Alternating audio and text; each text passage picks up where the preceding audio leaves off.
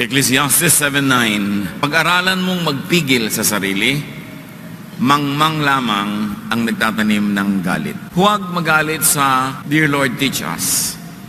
Sa sandaling ito, kami po'y payapain ninyo, pakalinisin, paging dapating tumanggap ng inyong pagtuturo, pagtutuwid, pagpapagaling.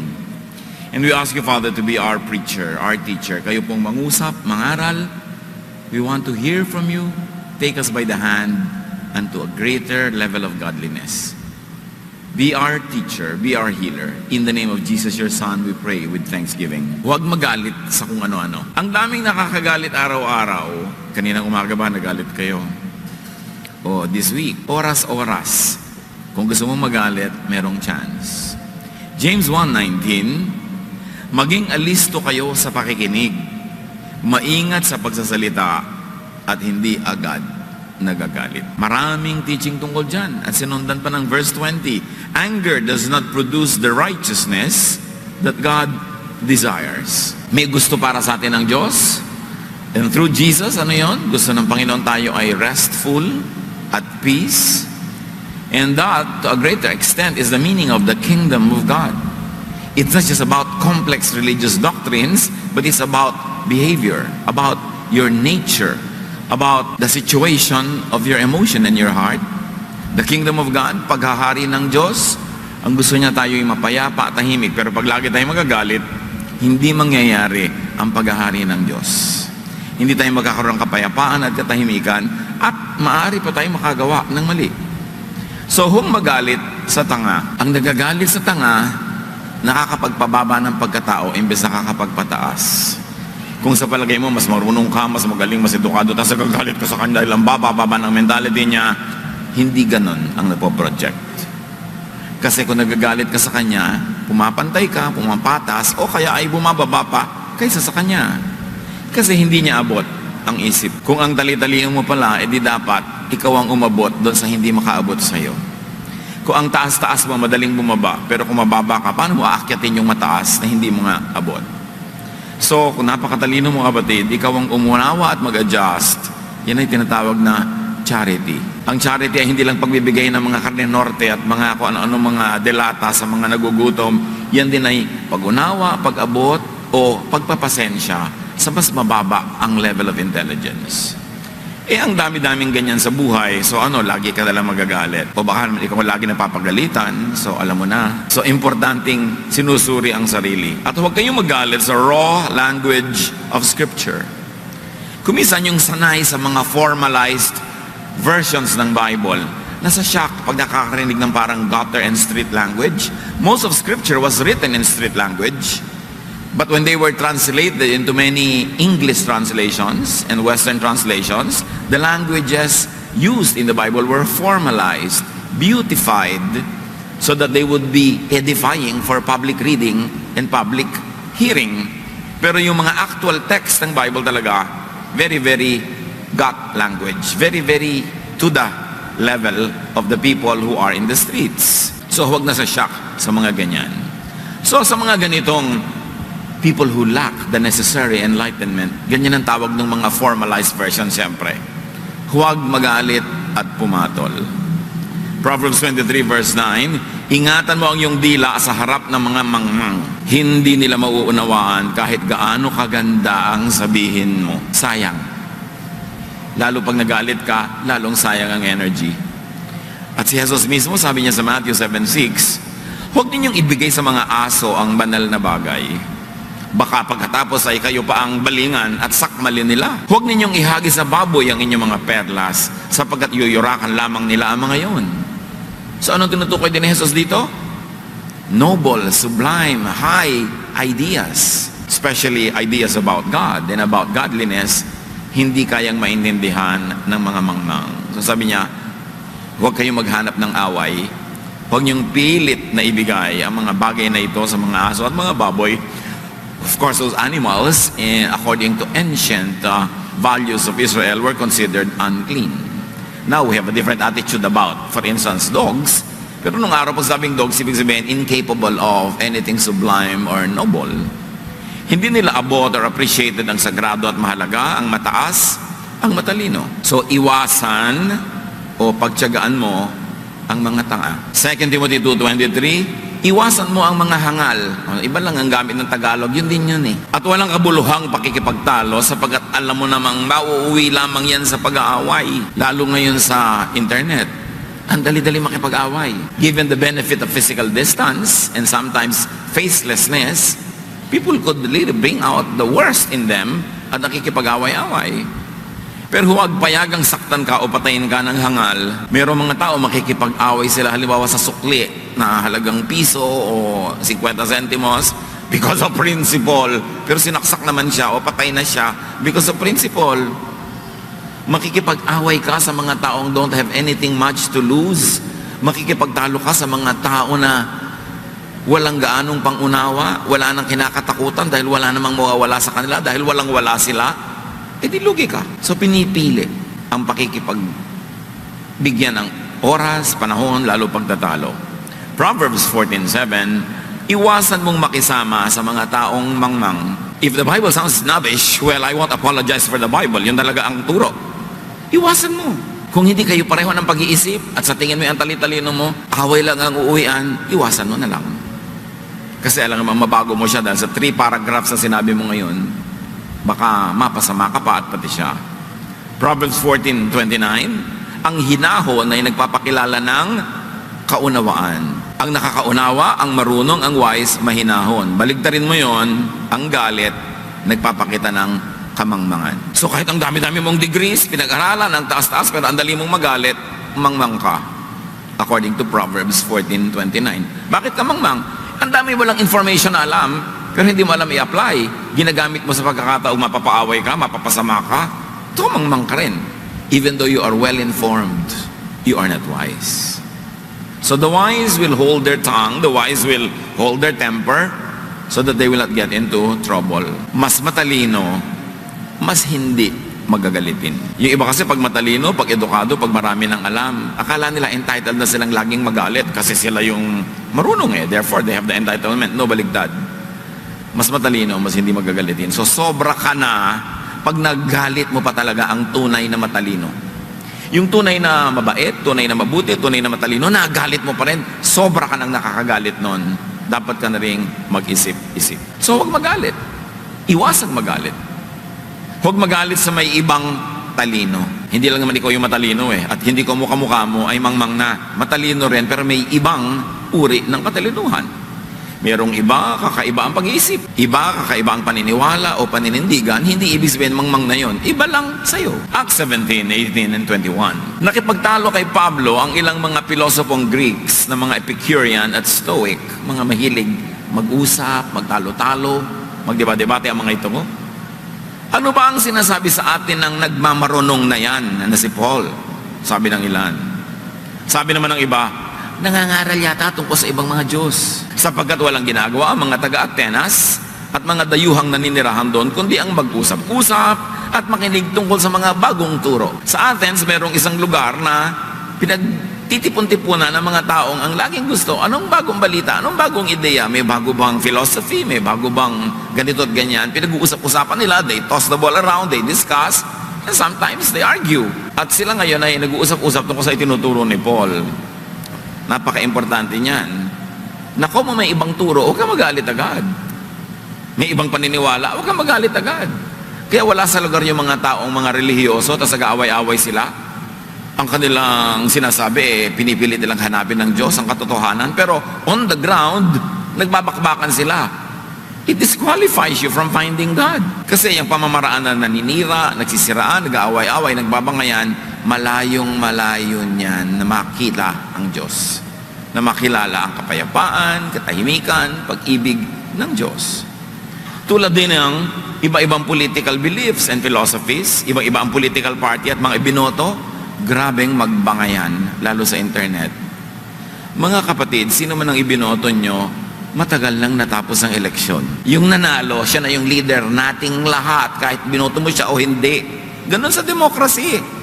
Maghabol ka na lang uli sa susunod na eleksyon. Pero pag may nakaupo na, yun ang leader ng buong bayan. Ba't kayo magbabangay-bangayan? Wala kayong mapapalitan. Walang magagawa. Sa democracy, pag panalo sa malinis na botohan at malinis na bilangan, yun na ang leader ng lahat. Huwag mag-away-away. See you next election. Dapat ganon. Para hindi tayo nagsasakitan, nagagalusan. Napakasakit na ang parehong pag-ibig sa iisang bayan ay umuwi sa mabangis sa paglalaban-laban ng mga mamamayan. Dahil lang, hindi mo matolerate ang merong ibang ideya, lalo't kung sila yung nanalo o natalo. Whatever. Ngayon, kung pwede, if warranted, if allowed, explain your truth the best way you can. If you have the space. That's why it is counterproductive for religious people to get into debates, because nobody goes to a religious debate to learn and understand the other person's position. People go to a debate to win it. And if people go there to win, they will never listen to you. They are busy thinking of what to say next while you are trying to explain your point. So we never go to religious debates. Kung merong makikinig, tatahimik sila habang nagsasalita ka, at pag-aaralan ang sinasabi mo with the willingness to change their mind just in case you're able to convince them, well, that's a good time to explain your point. Otherwise, keep quiet. Acts 17:22-23, tumayo si Pablo sa harap ng kapulungan ng Areopagus at nagsalita. Bakit siya nagsalita? Kasi may space. Sabi sa kanya, ipaliwanag mo nga yung pinagsasasabi mo tungkol sa Jesus na yan. May space eh. So nagpaliwanag siya. Sa inyong mga kamag-anak, yung ayaw makinig, nagagalit talaga, nagbabasag ng plato tuwing bubuksan nyo ang Biblia, manahimik muna kayo. There's no space. It's not a good time to talk. Away ang uuwian. Bago ka magsalita, tingnan muna kung bukas ang tenga niya para makinig. And also, no matter how convinced you are that you are right, listen to their truth. Sometimes the truth is only one point, but many times the truth is not only one, but 2, 3, 4 points connected by a dash or a line. To think that the entire truth is only in your point, the point that you espouse, is to be limited in perspective. So nagpaliwanag ang Pablo. Acts 17:19-20, siya isinama nila at iniharap sa kapulungan ng Areopagus at tinanong, maaari bang malaman namin kung ano itong bagong aral na itinuturo mo? Bago sa aming pandiligan sinasabi mo, kaya nais naming malaman ang kahulugan nito. Dapat, ganda ng pananaw natin pag may ibang ideya. Ano yan? Paki-explain, hindi yung galit ka agad, dudurugin mo agad, gusto mo agad manalo ka. Magagalit ka, magagalit sila, walang kakauwian ng usapan. Ganyan din kung minsan na mag-asawang nagtatalo, ang magulang at anak. We fail to look at the whole point from the perspective of the other person. We insist on our own ways. Kaya ang sabi sa Corinthians, love does not insist on its own way.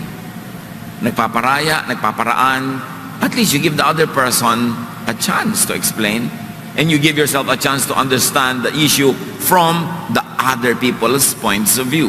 Acts 17:32, nang marinig nila ang sinabi ni Pablo tungkol sa muling pagkabuhay, 2 reactions. Tinuya siya ng ilan, they sneered at him. Sinabi naman ng iba, nais naming mapakinggan ka muli tungkol dito. So hindi pa nila lubos na naiintindihan, but they're going to give him and themselves another chance. So sabi nila, parang kakaiba yan, pero papakinggan namin muli, explain mo uli ang mga bagay na yan. Meron naman, nagsara na ng isip nila, tinuya na nila. They derided Paul. Ininsulto na nila, kasi sa kanila, hindi nila naiintindihan ang bago could only be wrong. Ganun ba tayo mag-isip? Pag ganun tayo mag-isip, magiging magagalitin din tayo. Kumikitid ang pinagkukunan natin ng pangunawa. Proverbs 1:15, let the wise listen and add to their learning, and let the discerning get guidance. Pagka talagang ikaw ay handang matuto at lumawak ang isip, meron kang paglalagyan kahit ng mga bagay na di mo nauunawa agad. So huwag magalit sa hindi nauunawaan. Mga anak, huwag kayong magalit agad sa magulang dahil hindi nyo sila nauunawaan. Ganon din naman yung mga magulang, hindi nyo naiintindihan ang mga anak nyo, huwag magalit agad. Mag-asawa, magbiyanan, everybody. John 6:60-61, nung nagturo si Jesus ng isang mabigat na turo na hindi madaling maintindihan, narinig ito ng kanyang mga alagad at marami sa kanila ang nagsabi, mabigat na pananalita ito, sino ang makakatanggap nito? Sino daw edi yung tatahimik, makikinig at magninilay-nilay? Pero hindi naman ganoon ang kanilang ginawa. Kahit walang nagsasabi kay Jesus, alam niya na nagbubulong-bulungan ng kanyang mga alagad tungkol dito. Kaya sinabi niya, dahil ba rito sa sinabi ko na difficult teaching Tatalikuran na ninyo ako. Hindi pa ba sapat ang lahat ng ginawa ko para maniwala kayo? May isang sinabi lang ako na hindi nyo maintindihan, tatalikuran nyo na ako? May salita versus may gawa? Wala pa ba kayong pwedeng ibang panghawakan para manatili kayong kasama ko? May nasabi lang ako na na-offend ang inyong intelligence kasi hindi nyo maintindihan? You will desert me? Ang hindi naiintindihan ay unawain. O tanggapin na lang as is. Lalo't kung ang pinagmumulan ang hindi mo maintindihan ay napatunayan na tama siya, na siya ay matapat, siya ay mapagmahal, maniwala ka na lang. Mga anak, hindi niyo naiintindihan kung minsan ang point ng parents niyo, bakit kayo pinapauwi na maaga, ba't hindi kayo pinayagan sa swimming, bakit kayo ganito at ganoon, bakit ayaw ng nanay niyo sa inyong boyfriend. Minsan hindi niyo sila naiintindihan. Pero alang-alang, sa lifelong proof nila na mahal kayo, inalagaan kayo, kayo ay pinakain, ipinagtanggol, doon na lang ang panghawakan nyo. Doon kayo kumuha ng paniniwala para patuloy kayong maging matapat laban doon sa ideya na hindi nyo lang maintindihan. Because many parents, of course, have already proven beyond doubt how much they really are interested in the welfare of their children. So for everything else that they have proven through good deeds, through love, through practical family management, maniwala na kayo doon para sa mga hindi nyo maintindihan. Ngayon, ganun din kahit sa mga corporate setting. Minsan hindi mo naintindihan yung policy ng kumpanya, pero ang tagal na niyan, very fruitful na kumpanya, so alam na niya yung ginagawa niya. Alang-alang doon, maniwala ka at huwag kang makipag-away. Alang-alang sa nagtuturo, kahit yung sinasabi, hindi mo malulon agad. Dahil sa turo ni Jesus, na mahirap maintindihan, na sinabi lang naman niya, I am the bread of life that falls from heaven, compared to the bread of Moses that falls only from the clouds. John 6:66 to 69, mula nooy marami sa kanya mga alagadang tumalikod at hindi na sumama sa kanya. Tinanong ni Jesus ang 12, at kayo, gusto rin ba ninyong umalis? Nagalit din ba kayo dahil hindi nyo lang naintindihan ang sinasabi ko? Sumagot si Simon Pedro, Panginoon, kanino pa po kami pupunta? Nasa inyo ang mga salitang nagbibigay ng buhay na walang hanggan. Naniniwala kami at natitiyak namin na kayo nga ang banal na mula sa Diyos. Hindi man naiintindihan ang sentence nyo tungkol sa bread from heaven, pero naiintindihan namin ang napakarami nyo ng ginawa at marami nyo pang ibang sentences na naiintindihan naman namin. So alang-alang doon, we are staying. Hindi nila pinairal yung init ng ulo, yung bugso ng damdamin. Sayang, no? Ang dami nag-walk out kay Jesus dahil doon. Kuminsan, ang mga teacher hindi makapagbigay ng difficult lesson. Hindi makapagbigay ng mas mataas na antas ng teaching kasi yung tinuturuan magwa-walk out. Kasi yung tinuturuan hindi tatanggapin. Kahit na 1,000 taon nang nagtuturo yung teacher na yun, ang dami-dami na niyang naibigay na dugo, pawis, buhay sa tinuturuan, may kaprasong doktrina na hindi nagustuhan nung nakinig, layas agad. Nangyari yan kay Jesus. Pinapairal ang bugso ng damdamin. So coexist with those who think differently, coexist with those who are different. Iba-iba talaga ang tao. God is not a God of sameness, but God of variety. In fact, benefit from those who think differently, benefit from those who are different. Mas may mapapala kayo at mahihita sa kakaiba kaysa sa kamukha nyo. Kasi yung kamukha nyo is only a duplication of yourself. So what new thing will come to your life? Pero yung different thinking, different personality can enrich you. Matthew 10:14. At kung ayaw kayong tanggapin, sabi ni Jesus sa kanyang mga alagad, o pakinggan sa isang tahanan o bayan, umalis kayo roon at ipagpag ninyo ang alikabok sa inyong mga paa. Anong itinuturo ni Jesus? Ayaw nila, di wag. Umalis kayo, huwag niyong ipilit. Huwag kayong makipag-away, huwag kayong makipagtalo. Ayaw nila, di wag. Ipagpag niyo na lang ang alikabok. Ibig sabihin lang, leave them behind. Move on. Yung iba naman, ang interpretation nila sa ipagpag ang alikabok, isumpa nyo ang bayan na yan, umulan ng asupre, kainin sila ng lupa, putokan ng bulkan, magkaroon sila ng salot dahil hindi sila nakinig. Kaya maraming mga nagsishare ng gospel, pag hindi pinakinggan, nagbibigay pa ng sumpa doon sa hindi nakinig kasi daw ipagpag ang alikabok. Ano bang ibig sabihin ng ipagpag ang alikabok? Pagpapasok ka ng bahay, ipapagpag mo yung alikabok para huwag mo nang madali ang alikabok sa loob ng bahay. Wala namang sumpaan doon. Kaya lang sabi ni Jesus, pagdating ng panahon, mas masahol pa sa nangyari sa mga ibang mga bayan ang mangyayari sa kanila. Hindi dahil isusumpa nyo sila, kundi dahil hindi nila tinanggap yung katotohanan. Therefore, may natural and automatic result yun sa buhay nila. But you will not have to be an agent in bringing that about. Sabi lang niya, move on. So, ayaw nila, di wag. Ba't ka magagalit? Kaya marami kumisa ng mga Bible-bearing, Bible-believing, born-again Christians, lagi napapaaway. Kasi pag tinanggihan, nagagalit, nakikipag-away. At pag napiko na, bahala kayo, you will go to hell. So, walang inabot na maganda ang gawain. Huwag magalit sa mga likas or born that way ng tao. Ang tao may likas. Meron siyang behavior na learned only. It can be unlearned. Merong conditioned only. It can be reconditioned. Pero meron talagang inborn na kahit mo siya anong gawin, hindi yun may iba, huwag ka magalit doon. Kasi walang mapapala ang iyong galit.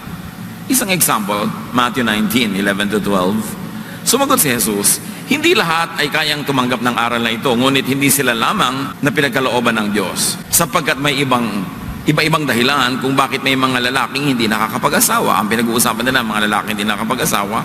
Sinasabi niya ba, ay dapat mag-asawa, ay dapat pala. Pero sabi nila, may mga iba-ibang dahilan. At verse 12, sabi niya, there are eunuchs who were born that way. There's nothing you can do to make them get married. They were born not to get married. And there are eunuchs who have been made eunuchs by others. Conditioning lang, so they can be reconditioned. Yun, pwede mong kausapin yun. And there are those who choose to live like eunuchs for the sake of the kingdom of heaven. So you can convince them so that they will choose otherwise. The one who can accept this should accept this. Sinasabi ni Jesus, ang likas ng tao nakikita mo, may tatlong pinanggagalingan. Pag born that way, wala kang magagawa tungkol doon. Ngayon, kung nasanay lang, naturuan, pwede mong turuan ng iba. And given time, pwedeng maiba. At yung iba naman, ganyan lang sila kasi choice nila. The moment nagpalit sila ng choice, kung makinvince yung magpalit ng choice, pwede nilang palitan. Pero hindi lahat pwedeng magpalit, hindi lahat pwedeng i-reprogram. Merong born that way. From the mouth of Jesus. So mga magulang, magagalit kayo sa anak nyo because they were born that way. Mga kapatid, magagalit sa kapatid, sa kaibigan. Walang mararating ang ganong galit. Maghiwa-hiwalay lang, masisira ang mga relasyon. Huwag magalit. Huwag makipagtunggali sa inborn nature mo o ng kapwa. Meron naman tao sa sarili niya galit kasi na-convince siya na mali siya, dapat niyang baguhin ang sarili niya, hindi niya mabago-bago kahit anong gawin niya. So nagpapakamatay na lang. O nagagalit na lang sa mundo, umiiwas na lang, nag-iisa na lang. Dahil lang, hindi siya naturuan that there are eunuchs who were made eunuchs by others, then you can be unmade. There are those who choose, then you can make another choice. But there are those who are simply born that way. At pag natanggap mo yun, tatahimik ang iyong loob tungkol sa iyong sarili o sa iba, sa kapwa. Ngayon, kung sa iba merong mga pagkakagulo-gulo ng pananaw, ng point of view, umiwas na lang kung ayaw mo talaga sa kanila. Pero huwag mong awayin.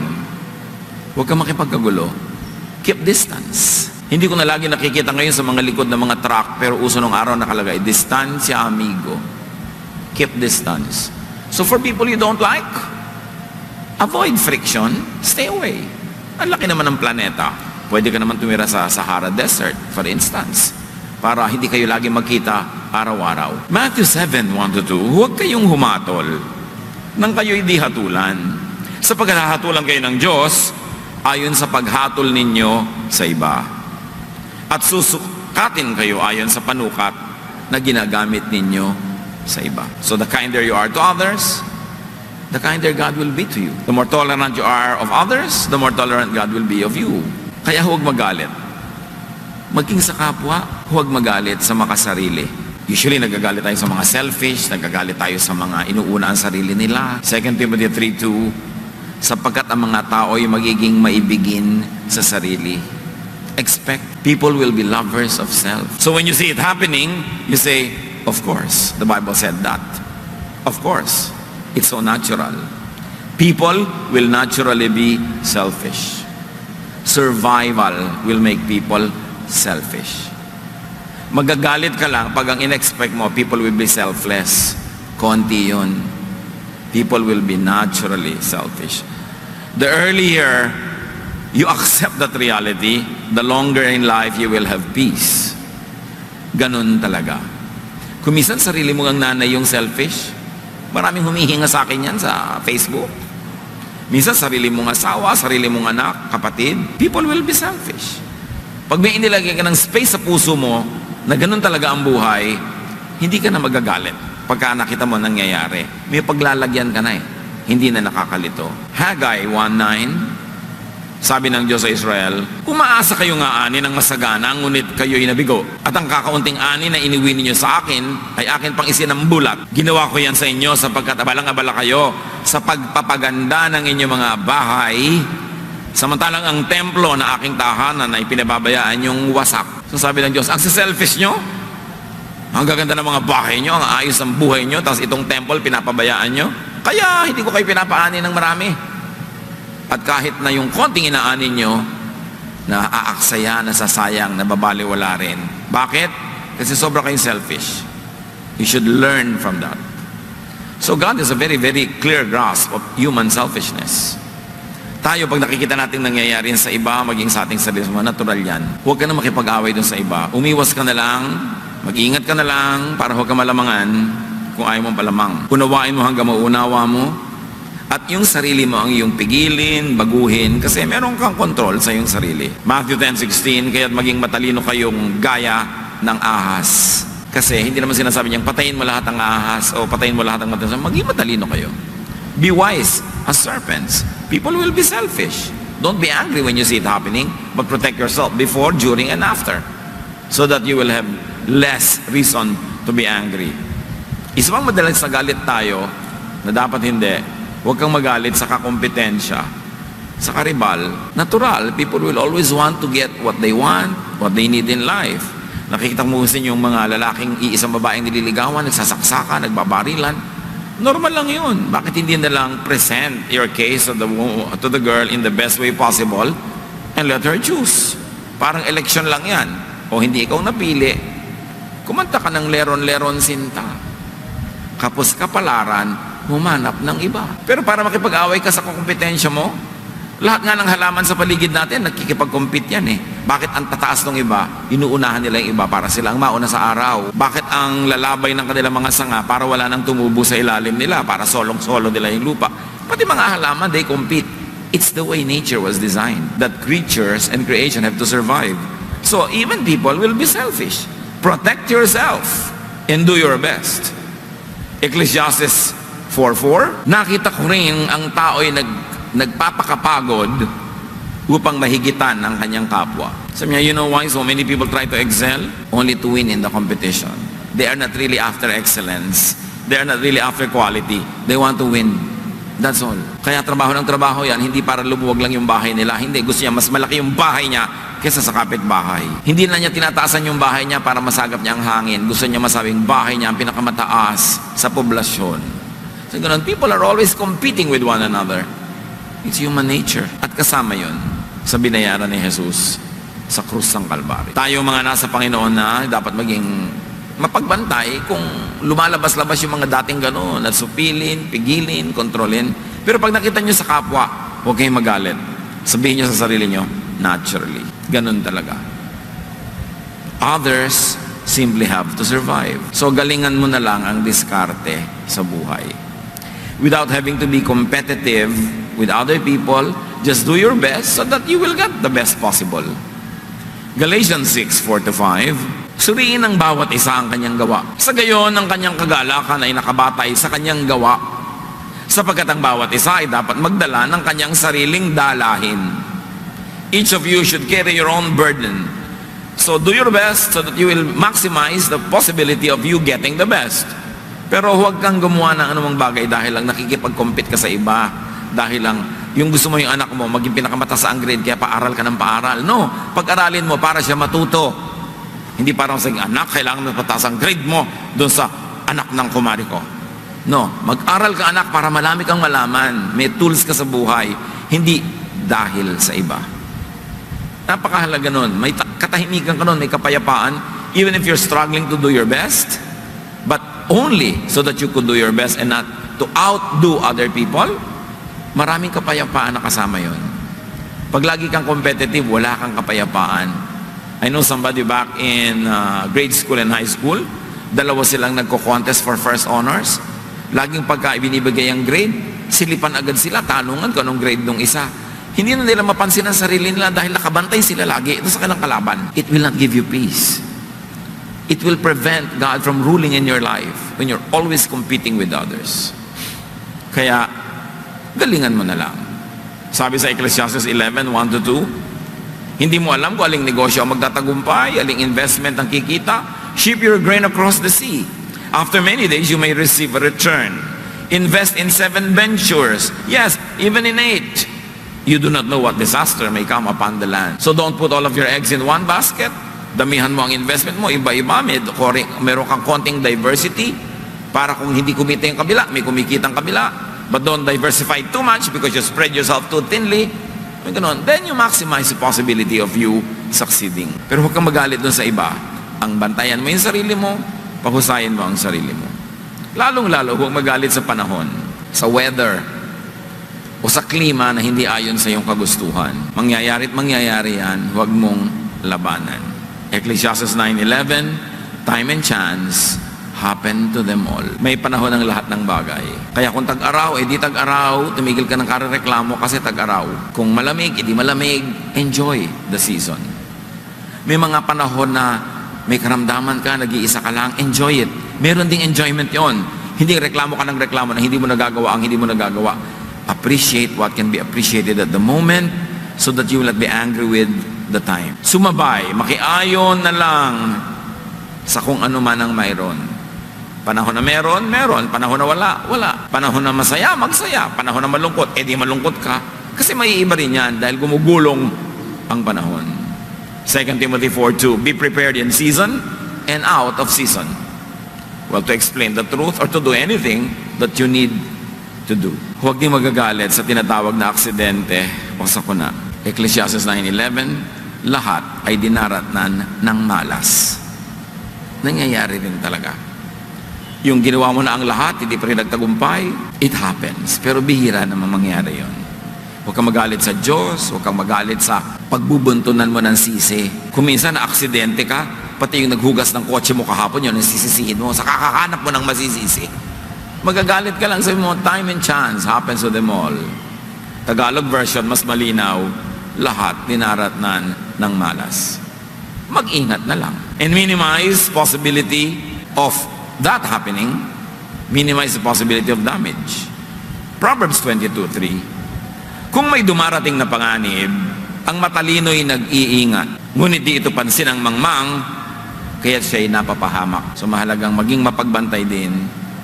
May mga naiiwasan din. Sa amin nung araw sa Bulacan, nung nagkaroon ng land reform, 70s. May mga pamilya, sobrang na land reform, ang dami nilang bukid na nawala. Pero meron mga maagap. Nung nabalitaan nila na magkaka-land reform, hindi sila tumanggap ng mga buwis sa mga kasama. So, nung nagrehistro ang mga kasama, hindi nakapagrehistro kasi hindi nagbubuwis. May maagap. Sa lahat ng bagay, may maagap. At kadalasan, totoo yun, daig ng maagap ang masipag. So, para huwag kang magalit sa sitwasyon, huwag kang magalit sa gobyerno, gawin mo ang magagawa mo para maiprotect mo ang sarili mo kung ano man yung proteksyon na kailangan mo. Do not hurt for long for what others think of and say about you. Huwag magalit sa mga sinasabi ng tao tungkol sa iyo. Lalo nga, pinag-uusapan natin, mga iniisip ng tao sa iyo. Sinasabi, lalo ngayon sa internet, ang daling masaktan pag binasa mo mga sinasabi nila. So bakit mo babasahin? Bakit may follow? Bakit ka magpo-post na nakakita ng mga taong magagalit sa iyo, gumawa ka na lang maliit na grupo, makakampi mo, doon ka na lang mag-post para wala kang kaaway. Para tahimik ang iyong buhay. Kasi ang dali-dali ngayong magalit. At pag nakikita mo, kung pwede lang talagang lumabas doon sa screen yung mga nag-aaway-away sa internet, talagang daig pa nila yung mga nag-aaway-away sa city jail. Samantalang mga ideya lang yun, pinagpapalit-palitan. What matters is what God and your own conscience tells you. Yun talaga ang mahalaga. Huwag magalit sa iniisip na iba tungkol sa'yo. Yung maraming bashers. Sino kaya dito may mga bashers? Sabi, ano pong gagawin ko dito sa mga bashers? Aba, bilangin mo. Kasi ang mga bashers, fans mo yan. Fans? Fans mo yan kasi sinusundan-sundan ka. Lahat na sinasabi mo, tumatalab sa kanila. Negative fans lang nga. Pero fans. Ituring mo silang fans para hindi ka magalit. Kasi pagka ibang inisip mo, magagalit ka. Meron ko nagtatanda ang isang reading, a very short verse from high school reading. Sabi, do not concern yourself about a fair or stormy weather. Wind must sometimes whistle around. When people live together, some will smile and some will frown, but you need not mind them. Travel on as best as you can. Take them as you find them. And in that case, hindi ka magagalit. Hindi mo sila kailangan baguhin. Hindi mo sila kailangan pakitunguhan. Di umiwas ka. Kung hindi mo sobrang kayang iwasan, bawasan mo ang possibility na mag-cross ang inyong mga landas para tahimik ang buhay mo at para ikaw din makapagbigay ng katahimikan sa iba. Ano-ano ang nakakagalit sa inyo? Sino-sino? Malungkot naman kung sino pa yung asawa nyo sa buhay, doon pa kayo laging galit. Siya rin ang magbuburol at maglilibing sa inyo. Gusto nyo magalit kayo sa buwan, sa mga bituin, pero yung asawa nyo kasama nyo araw-araw, huwag kayo magalit doon. Pagka kayo na stroke, yan din ang dadampot sa inyo. Pagka kayo na ospital, yan din ang magsusubo sa inyo. So, iwasan magalit sa mga taong makakasama natin talaga buong buhay. Madalas nga yung best manners natin naka-reserve sa strangers and the worst manners doon ibinibigay sa kasama, sa kaibigan, sa mga katrabaho. Baligtad. Ang buhay, ang kapaligiran natin parang swimming pool. Doon kayo lalangoy-langoy, doon kayo sisisid-sisid, relax. Alisan nyo ng lason. Kasi kayo din ang malalason doon. Alisin nyo yung mga galit, away-away, lalo sa bahay. Kasi yan ang bahay nyo. Susunod, workplace or school. Kasi doon kayo lagi nandun. Huwag yung inaaway nyo yung kasama o yung makakasama sa buhay. Dahil hindi yun wise. What angers you? What can we learn from Scripture how to handle that kind of anger? Dear Lord, teach us to have very practical applications of these wonderful nuggets of wisdom from your word. Turuan niyo po kami, Panginoon, na gawing totoo sa pang-araw-araw na buhay yung mga matataas na karunungan na nasa Biblia. At nasa ganun ang maging bunga, kami ay pagharian nyo. That we become your kingdom here on earth. That you are the ruler. And the effect of your rule in our lives is rest, peace, serenity, and love. Turuan mo kami, Lord, to operationalize all this in daily life. Pagbulay-bulayan natin sumandali sa katahimikan at pagpalain tayo ng Panginoon.